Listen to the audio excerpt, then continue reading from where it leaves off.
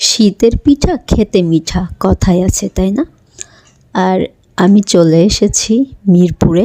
আর মিরপুরে হচ্ছে সারার অপোজিটে একটা পিঠার দোকান আছে। এত মজা পিঠাগুলো লাগছে। ওরা মিষ্টি খুবই লাইট দেয়, যারা মিষ্টি লাইট খেতে পছন্দ করেন তাদের জন্য খুবই ভালো।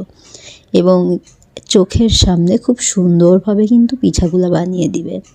সত্য কথা বলতে কি, ওনার হাতের পিঠাটা আমার কাছে বেশ ভালো লেগেছে। একদম ঘরোয়া স্টাইলে পিঠাগুলা বানাই।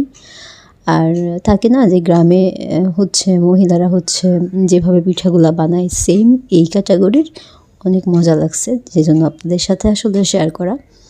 আর চাইলে এখানে আসতে পারেন আর খেতেও পারেন। উনি খুবই ফ্রেন্ডলি টাইপের। আমি অনেকক্ষণ কথা বলেছিলাম কীভাবে বানায় বা এনাকে হেল্প করে কে, এভরিথিং শেয়ার করছিল। আমি সাধারণত বাইরে পিঠা খাই না, তো কেন জানি ওই দিন মনে হলো একটু খেয়ে দেখি তো কেমন। তো খেয়ে আমার কাছে অনেক ভালোই লাগছে। একদম মনে হচ্ছিল যে বাসায় পিঠা খাচ্ছি। চাইলে কিন্তু খাইতে পারেন, বেশ মজার। সাথে কিন্তু পুডিংও আছে।